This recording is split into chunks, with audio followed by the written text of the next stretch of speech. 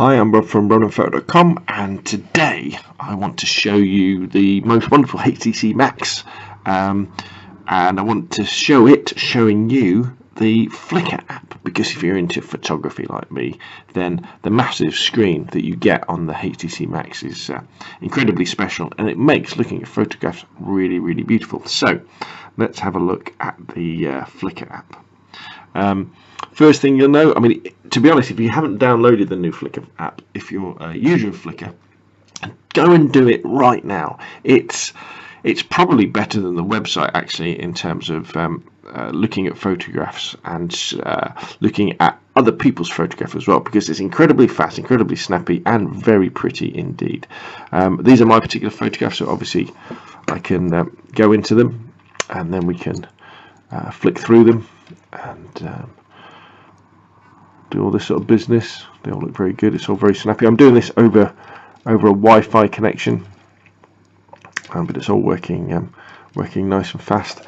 And then within a particular photograph as well, let me just put this back so you can actually see it properly. I could then go into the information, and then I could edit the photo. What it means by that is I could edit the description, add it to sets, all that sort of stuff that you'd want to do. So you can kind of review your own photographs very simply and easily. Let's just go back, and then what you can do is if you press this button in the top, you can then say follow, look at the people that you're following, and again it's really good. You can go down, you can all the people are kind of there on the left, and then within the particular people you can then zoom across. Let's find somebody. Oh, interesting, bit of an NSFW one then. So if I look at Thomas Hawkins, normally takes some interesting photos, and then within his photos we can then flick through those, and then within the particular photos we could then go in, and maybe we could make a comment. We could then favorite the particular photo, do all those things we would do on the website, but we're doing them on our mobile phone.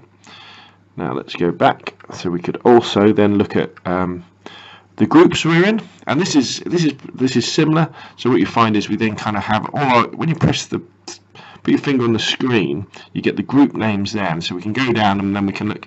So we've got the film photography podcast here, and then I can then side swipe through, and if I see a particular photograph that I really like, I could then select that and then add a comment to it. I could favorite it, do all that stuff. Or if we go back, if I press the little tab on it says Film Photography Podcast, we can go into it. As you can see, we've then got all the photos from the group. But then if I press that, I can then go in and I can look at the discussions. So now I could go into a particular discussion. I could read all about the discussion, and then I could add my own comment should I wish to at the bottom. So that's really easy, that, isn't it?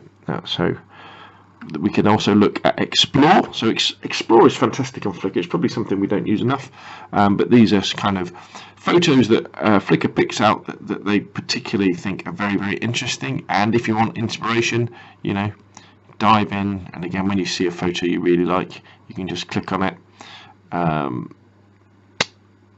a comment, maybe follow that particular person. You can always watch slideshows as well of the different things that are going on. Fantastic way of looking at, consuming, editing photos. But by editing photos, I mean what I should say is looking at different types of photos. And then we've also got activity. Activity is really cool. With activity, that shows you what people have been doing with your photos. So have they been saying stuff, what they've been favoriting, because then you can always go in, thank the people, or maybe go and have a look at their photos, doing the same for them. Lots of different things there that you could go through and do.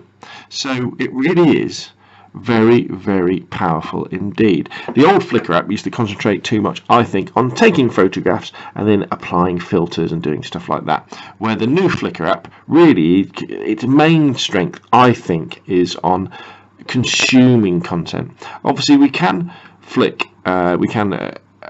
take a photograph, we can choose to add a particular photograph that we've taken from our camera, and should we do so, we can add filters and all that sort of stuff which is fun. And I know we all enjoy using our mobile phones to capture data. But what I really like about the Flickr app is how easy it makes to consume and enjoy not only your photos, but more importantly the photos of lots of different people as well.